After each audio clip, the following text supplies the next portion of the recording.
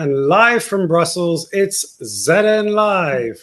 I'm Phil Weiss. Welcome to episode 388. My co-host today is Marcella, in charge of all things business development, marketing, and the EU Influencer event that is coming up on the 20th of September.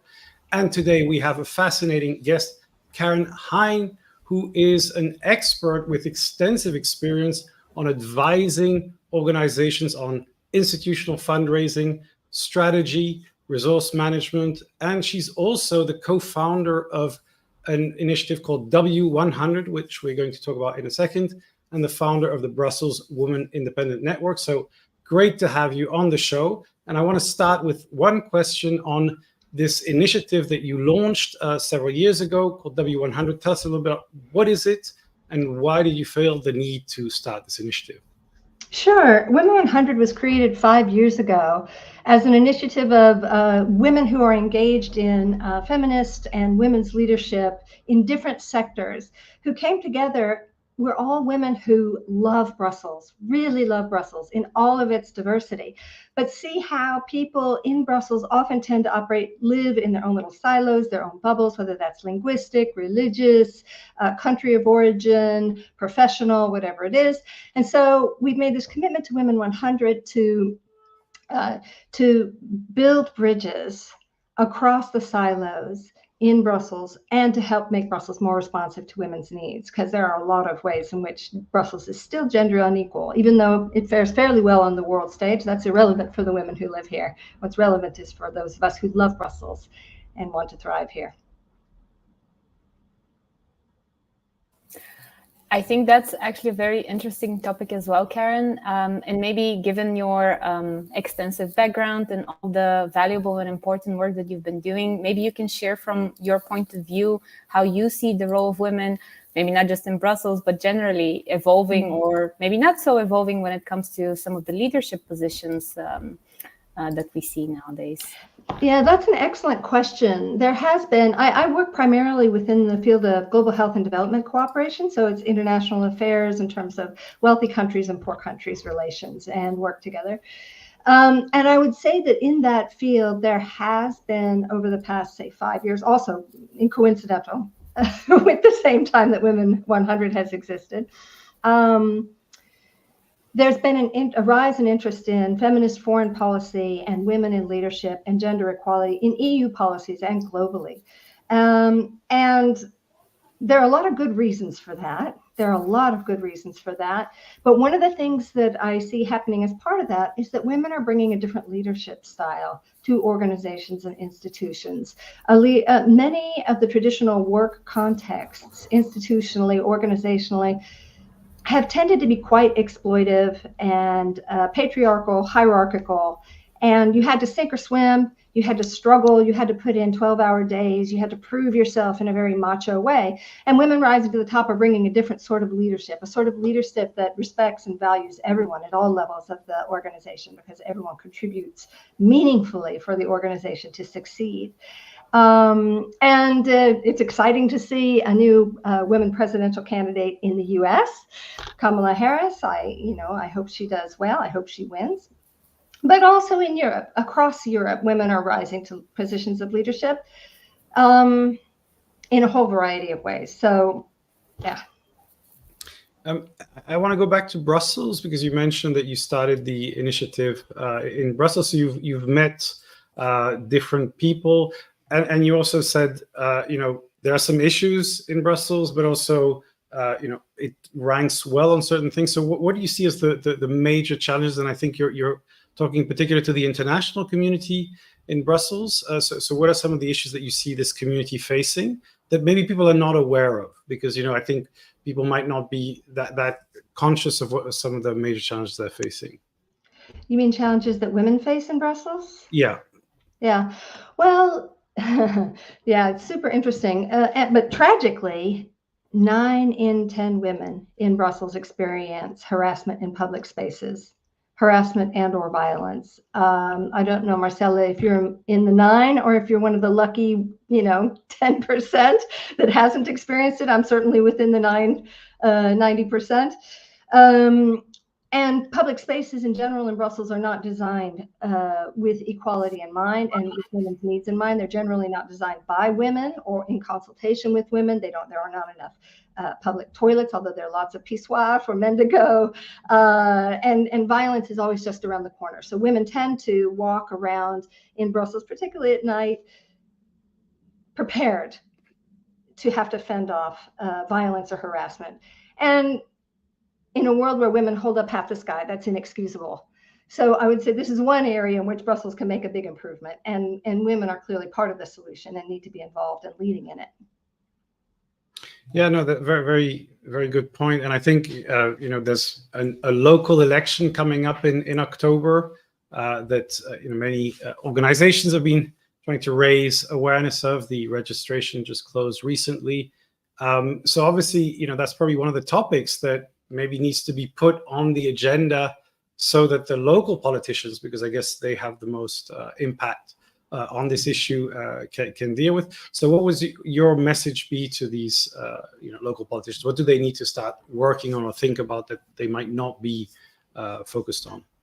Yeah, well, actually, Women 100 has made quite a few demands, but they start with making sure that women are. There was a law passed at some point that said that harassment of women in public places is a crime and can be punished, but it never is. So, and there's no resources put towards its enforcement. So one starting point would be making sure that that law is implementable and enforceable. I think that would have an effect. There are certainly places in Brussels where it's clear that violence happens more often and harassment happens more often. There's no surprises there. It's a relatively compact and small city. We all know where the dark corners are. It's not that hard to shine light on them, so there should be some focus on that. Brussels needs to do more work in terms of its mobility. It's not just people, it is people in wheelchairs, but it's not just people in wheelchairs who have trouble accessing public transport and feeling safe in public spaces. There's also people, men and women both, who are older and maybe can't pick up their feet as high when they walk. They shuffle a little. They need streets and pavements that are smooth and accessible to them. People walking with walkers, with canes, people who have all kinds of mobility challenges that need to be addressed. And then the school systems also have a lot of work to do in terms of gender equality and understanding and sensitizing both boys and girls about equality. My daughter has grown up in the public school system in Brussels, and I can see many ways she's been influenced by the cultures in the schools, which are frankly gender unequal. Right. I mean, and I think it's very good to raise these points and, to realize that indeed, the more you raise them, the more you put them on the agenda, the more people are going to start having at least conversations, and hopefully that can lead to some form of change. But the election of the October 30th is one of those moments where people who actually make those decisions are there. But of course, I guess on an ongoing basis, there are meetings and you can try to influence your local officials. Now, I want to come back to your professional experience. You're working with organizations that need to fundraise. So what is they're mainly nonprofit organizations. So what is your kind of selection criteria? Do you choose specific clients, or do you have a specific area of expertise? And what is their biggest challenge? What do they come for you to do? Well, I help my clients in two overlapping areas of expertise. One is a whole set of skills around institutional resource mobilization, and the other is an overlapping circle, which is about influencing public policy. So there are these two different skill sets, and I have a big toolkit. But when it comes to resource mobilization, I think, well, there are clients with a variety of different types of needs. Right now, the main client I'm helping with resource mobilization specifically is the Faith to Action Network, an interfaith network based in Nairobi that actually I also had a hand in founding over 10 years ago. And they're seeking to advance family health and well-being, including sexual and reproductive health and rights, women's rights and gender justice, and peace building at the community level through promoting pluralism. And they tend to tackle issues that are very challenging for faith groups, and they work on an interfaith basis. So Muslims and Christians, Baha'i, Zoroastrians, Hindu, Buddhist, coming together and finding solutions, detangling culture from sacred texts, because a lot of things we believe are part of religion are actually just culturally derived. Anyway, For organizations like the Faith to Action Network that are based in the Global South, there's this huge gap in how donor governments and also philanthropic foundations in Western countries and rich countries think about development cooperation. There's different language that's used. There's a huge bridging process that needs to take place on both sides, because frankly, the donors have a lot to learn and a lot of assumptions they make about what works and what can work. And they need to learn from the people who know, from the people who live in those contexts. And then, of course, the people who live and work in poor contexts need to understand how to use the language and work within the conceptual constructs of the donors so that communication can take place and that learning can take and that bridging can take place. So I would say that's a big challenge.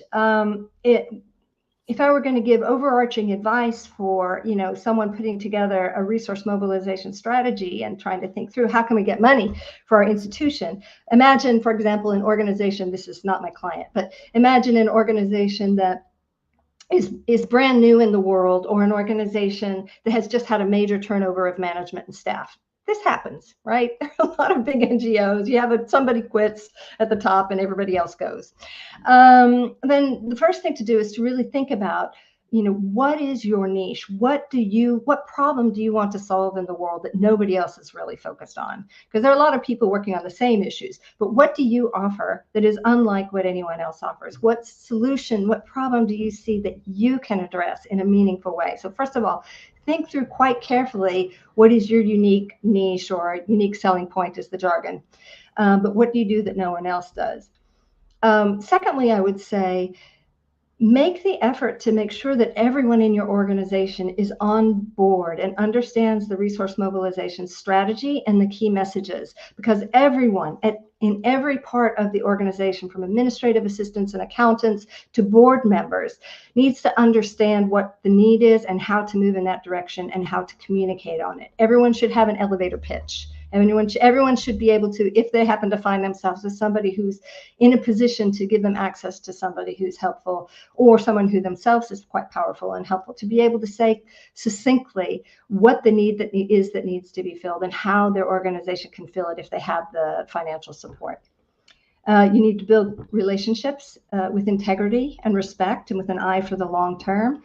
And don't be afraid to advocate. If there are no existing donors that share that mission with your organization at the moment, don't be afraid to advocate and push and convince them how important that cause is.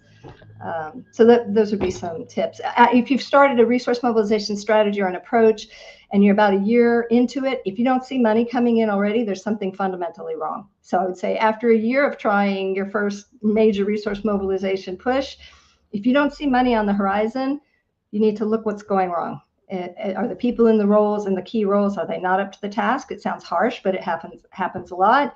Are the messages not clear enough or compelling enough? Or is your niche, are you a small organization trying to do the same thing that many large organizations are doing? That serves no purpose either. So look at, reevaluate after a bit of a year if you haven't gotten any success so far. Yeah, I'm curious, nonprofits, and I've worked with some initiatives, often have a different culture. And certainly in the past, there was a kind of big bridge between the corporate world and the nonprofit world. But I think there's been some change, and organizations like the Gates Foundation, whatever, have been kind of bringing in professionalism to the sector. How different do you see this today? Is it still, there's a kind of, idealistic versus corporate?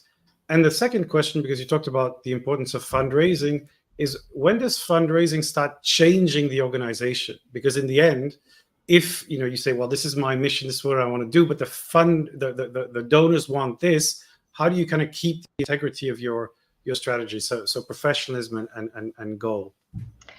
Well, I would say, it's a big world. There are a lot of people doing a lot of different things. So in terms of this question of, first, I would challenge the assumption that seems to be implicit in what you said, Phil, that businesses are professional and NGOs are just do-gooders. No, I'm saying throwing that was themselves at a challenge. I think historically there was that perception, which I think has changed. So I'm just curious what your experience is today. So I would say there is some coming together, but actually where I see, yes, I would say there is some movement towards the center, but from both sides. The Gates Foundation has come to realize, for example, and you can see it in how it does its grant giving, particularly in developing country contexts. They've come to realize that their highly measurement focused approach doesn't work when the underlying problem is one of norms shaping behaviors which shape the results that you want to get. And norms are not something where you can, put a nickel in the machine, turn the gears, and you get, your nickel plus a bunch of healthy people on the other end. It doesn't work that way. So I think the Gates Foundation itself has gone through an extensive learning process. There's been a big movement within a lot of institutional donors, including the US government, which is the world's largest contributor in volume to development cooperation, towards sort of, the US uses the word localization. Other institutional donors, governments in Europe, and foundations are more likely to use the words maybe decolonization, to think about how many of the traditional approaches to funding things hasn't produced the results that they want. Part of the reason for that has been this whole set of assumptions by the donors about what's needed, and the fact that we're rich, so we know what's best. I'm obviously exaggerating for effect, so bear with me. Everyone in the world, rich country or poor country, rich person or poor country, we're all doing our best. There's no judgment here. But it's true that if the people who live in the context aren't genuinely driving the process of change, if they don't believe the change is needed and they aren't driving the process of change and establishing the strategies and informing the approaches, it's not going to be successful. It'll be an intervention, the money will come in, a project will be implemented, and the project will end, and things will go back to the way they were before. So there is this whole trend towards thinking about grant giving in a different way, using participatory grant making methods to bring that jargon down to earth. That means for some donors, equalizing power of grant receivers and grant givers on a board, for example. Mm-hmm. And it's hard work, because it means that if you disagree, if you're genuinely sharing power and there's a fundamental disagreement that requires you just have to keep talking and talking and talking until you get to resolution. And some donors are trying this. Some of the European governments are trying this. Some of the foundations are trying this, both in the US and in Europe are trying this. It's hard work. And some of them are now beginning to back off a little bit because it's too hard. But that's an interesting trend to look at, participatory grant making. And that was one of your questions, I think. Well, it's how much the donations are shaping the strategy, because basically, if your donors become your right. clients, then effectively they might end up driving everything when you had set up the mission. So I think you answered that. But that's a really good point. I mean, that is a separate point, and it's a really good point, Phil, because it's important that your mission statement is both clear, precise, and flexible. It has to be flexible enough that you can bring donors whose missions are maybe adjacent closer into your mission, right? It has to be flexible enough that you have some room to operate. But it's really the responsibility of the board and the CEO to make sure that that mission doesn't become completely distorted and you end up doing things that other people want to do but aren't in your core, aren't the reason you were set up. It just requires vigilance. That's the best advice I can give on that. No, because I've seen this in some NGOs 10, 15 years ago, where the fundraising team started to almost dictate policy, because they were saying, hey, this issue is really getting a lot of traction, so let's push it. And at some point you're going, wait a minute, you've moved towards a completely different place, because that's what the media cycle is getting, that's where the buzz is. And I was always thinking, that's interesting, because you become almost like driven by the latest story or the latest buzz. So I don't know if you've experienced any of these challenges? I've seen it a lot. In fact, it's something I've tried to. My instincts go exactly the opposite. Honestly, when I see a crowd going in one direction, I immediately want to go the opposite direction. So I try to stay away from that, and I try to, depending on their competitive niche, depending on what they're trying to do, I generally will try to advise my clients as well to look for what they do that's different and not to follow the crowd. But you're right. I see that all the time. People run around, follow the crowd. It's exciting. Oh, let's go over here. It's getting all the buzz. Absolutely.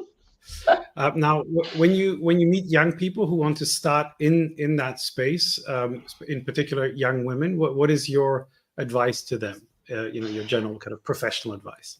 Yeah, my advice for young people who are entering the sort of the world of, make the world a better place, entering the professional world of make the world a better place, the NGO world and world of foundations and multilaterals, and generally people who are trying to, for example, advance the Sustainable Development Goals. I would say follow your heart and dream big, but reserve some emotional distance from your work, and that is hard to do when you're following your passion. Reserve some amount of emotional distance from your work, as you see more commonly in companies. I did work in corporate America for a number of years at the executive level, and so I do have some exposure there. I'm not just all NGOs and foundations, but I would say, the people who enter these NGOs do so with a passion for a cause, and they're very heart-driven generally, folks, which is wonderful and needed. But I would say try to reserve a certain amount of emotional distance from the work, some modicum of that, because many work cultures, both for-profit and nonprofit, do become exploitive.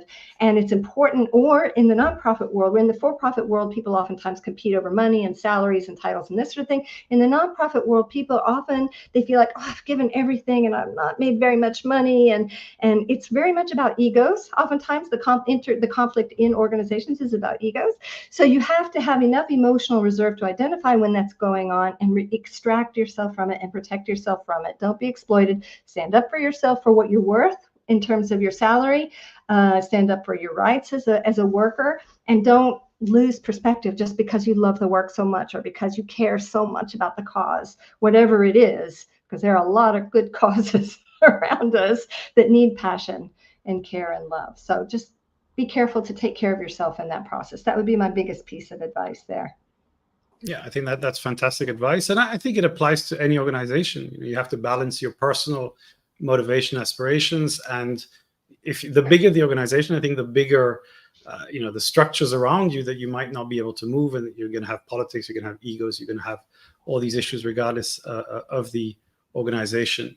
Now let's go to our recommendations.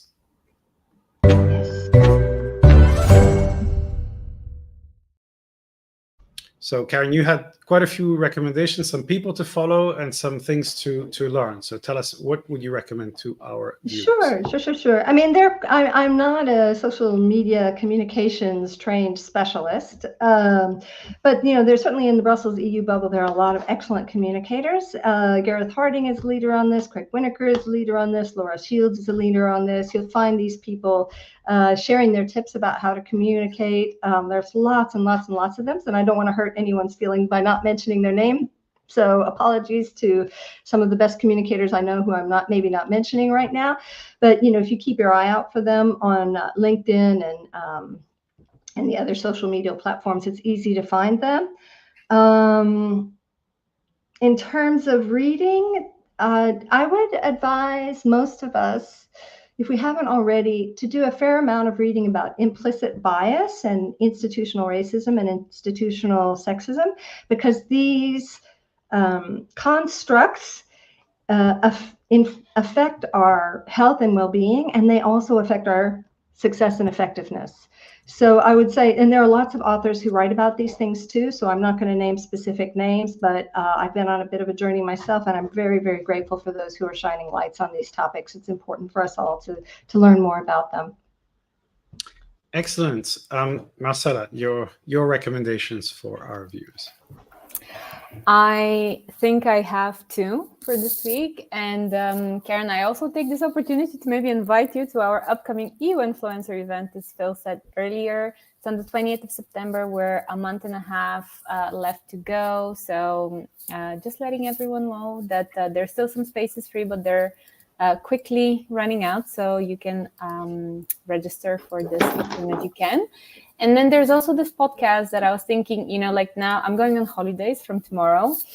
And it's the time to also maybe take a little break, not worry too much, and just take a step back. So I've been listening to this podcast called The Read, and it's a bunch of comedians led by Kid Fury and Crizzle West. I hope I'm pronouncing this right.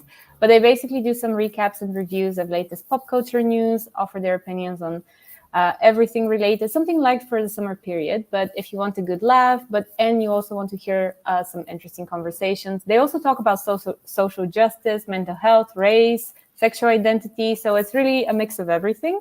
It can be, something to pick up on. Thank you. And my recommendation is a podcast. I've been listening to this to try to keep up with the U.S. election cycle, insane news cycle, which has been particularly challenging in the last couple of weeks.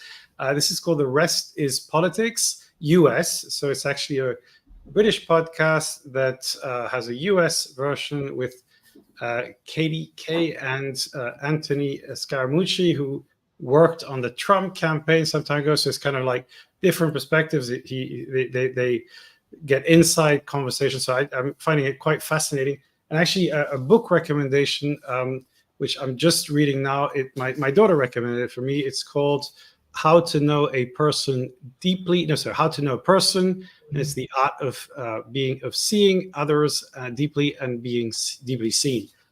So this is from David Brooks, journalist. He's done some quite interesting talks. So that was from my daughter, Natasha, her recommendation. So with that, I hope everybody has a fantastic weekend. We have summer in Brussels. This is something that we have to take advantage of because summer is not always that long, but now we seem to have it for some time. So that's good news with the occasional rain showers. So thank you so much, Marcella. Have a fantastic holiday. Karen, it was great having you.